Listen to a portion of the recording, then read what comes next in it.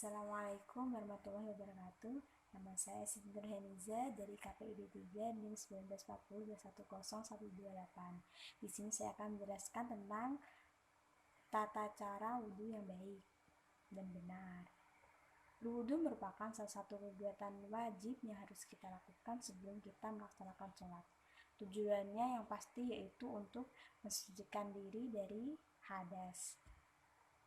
Kalau kita tidak melakukan wudhu dengan benar, maka sholat kita tidak akan diterima atau bernilai mubah.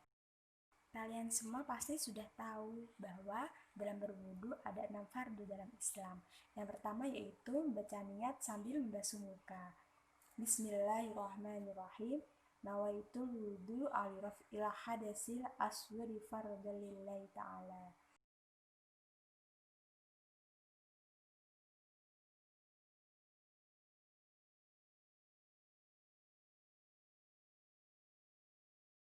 Setelah itu, basuhlah kedua tangan sampai ke siku.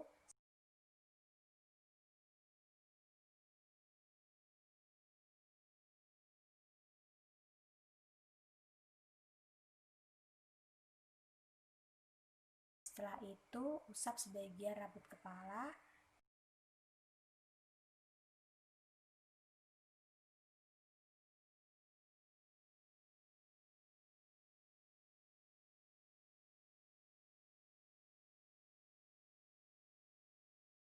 Dan setelah itu usaplah dua kaki sampai dengan mata kaki, kemudian tertib.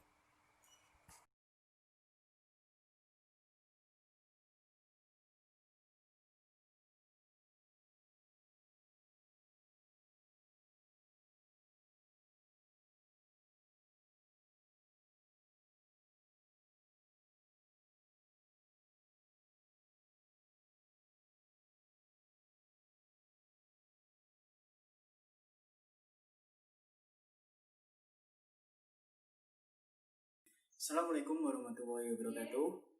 Nama saya Muhammad Yahya.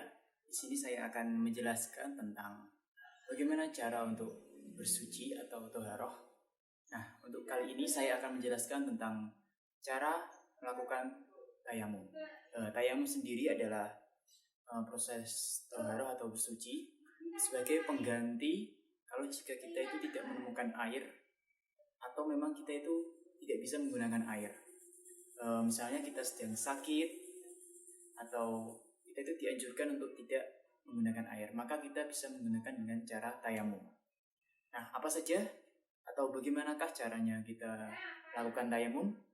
Simak video kali ini.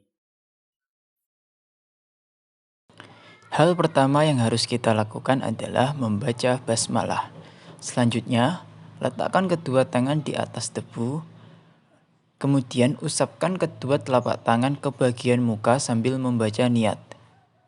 Nawaitu tayamuma listibahatis sholati fardalillahi ta'ala. Selanjutnya, letakkan kedua tangan di atas debu yang berbeda. Kemudian usapkan debu tersebut ke kedua telapak tangan. Dan yang terakhir adalah tertib. Jadi pertama, kewajiban sebelum melakukan mandi besar atau junub yaitu niat dalam hati. Nawaitul ghusla liraf'il hadasil akbari fardhul lillahi ta'ala. Setelah itu, cucilah kedua tangan 3 kali supaya terhindar dari najis. Ini merupakan kesunahan.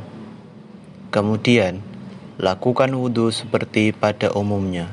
Ini merupakan kesunahan.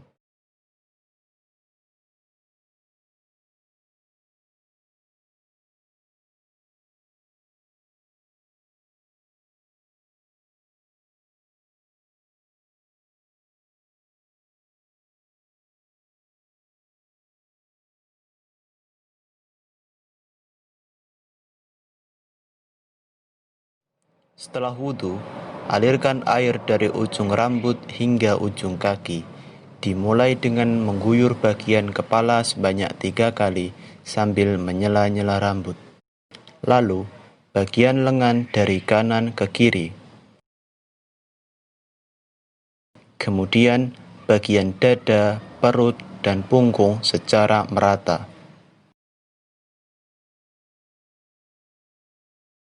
Berlanjut ke bagian kaki dari kanan ke kiri hingga ujung kaki.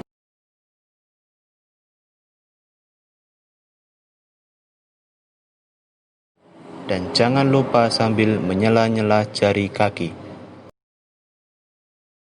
Terakhir, bilas seluruh badan secara merata.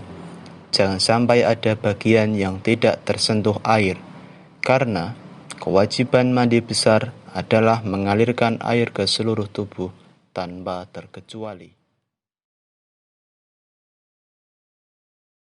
Assalamualaikum warahmatullahi wabarakatuh. Saya Sri Rizky Safina, SNIM 10 akan melanjutkan materi tentang najis. Pengertian najis. Kata najis berasal dari bahasa Arab, yaitu najasah yang berarti najis. Najis menurut syariat Islam, najis adalah benda yang kotor yang mencegah sahnya ibadah yang dituntut dalam keadaan suci, seperti sholat dan tawaf. Perbedaan najis dan hadas, yaitu najis membatalkan sholat tapi tidak membatalkan wudhu. Jika hadas membatalkan keduanya, yaitu sholat dan wudhu. Macam-macam najis ada 3, yaitu najis mukhafafah yang artinya najis ringan. Yang kedua, najis mutawasito yang artinya najis sedang. Dan yang ketiga, najis mughaladoh yang artinya najis berat. Yang termasuk najis ringan yaitu kencing anak laki-laki yang belum berumur 2 tahun dan belum atau minum apapun kecuali air susu ibunya atau ASI. Contoh najis mutawasito adalah bangkai, darah, nanah, kotoran manusia dan binatang. Najis mutawasito terbagi menjadi 2, yaitu najis ainiyah dan najis hukmiyah. Najis ainiyah atau najis yang terlihat rupanya, rasanya, dan tercium baunya. Contohnya kotoran manusia dan binatang. Najis hukmiyah atau najis yang tidak terlihat bentuk rupanya, seperti bekas kencing atau miras. Dan yang ketiga, najis mughaladoh, artinya najis berat. Yang termasuk najis ini adalah air liur anjing atau babi dan termasuk semua keturunannya. Cara mensucikan najis. Berbeda juga cara mensucikannya. Yang pertama, mensucikan najis mughafafah. Cukup dengan memercikkan air atau mengusapkan atas benda yang terkena air kencing. Maksudnya memercikkan, tidak harus mengalir. Dan yang kedua, mensucikan najis mutawasito, cukup dengan mengalirkan air di atas benda yang terkena najis tersebut. Dan yang ketiga, mensucikan najis mughaladoh dengan cara membasuh dengan air sampai 7 kali. Salah satu dari 7 basuhan tersebut harus dicampur dengan debu yang suci. Selanjutnya, benda-benda yang tergolong najis. Ada bangkai. Yang dimaksud bangkai ialah binatang yang mati tanpa disembelih atau disembelih tanpa memenuhi syariat Islam. Yang selanjutnya darah. Yang dimaksud darah ialah darah manusia atau darah binatang. Air kencing, kotoran manusia atau binatang. Mazi, yaitu cairan seperti mani yang keluar dari kemaluan tanpa terasa. Arak atau khamar, dan semua jenis minuman yang memabukkan. Dan anjing, babi, nanah. Benda-benda yang dapat digunakan bersuci, yaitu ada air, debu, batu atau benda keras lain, dan tisu atau daun. Yang pertama, air digunakan sebagai wudhu, mandi, dan membersihkan benda yang terkena najis. Yang kedua, debu untuk tayamum untuk menggantikan jika tidak ada air. Yang ketiga, batu atau benda keras lainnya digunakan sebagai beristinja setelah buang air kecil atau besar. Yang terakhir, kertas tisu atau daun yang digunakan untuk istinja setelah buang air kecil atau besar. Sekian dari saya, semoga bermanfaat sedikit materi tentang najis.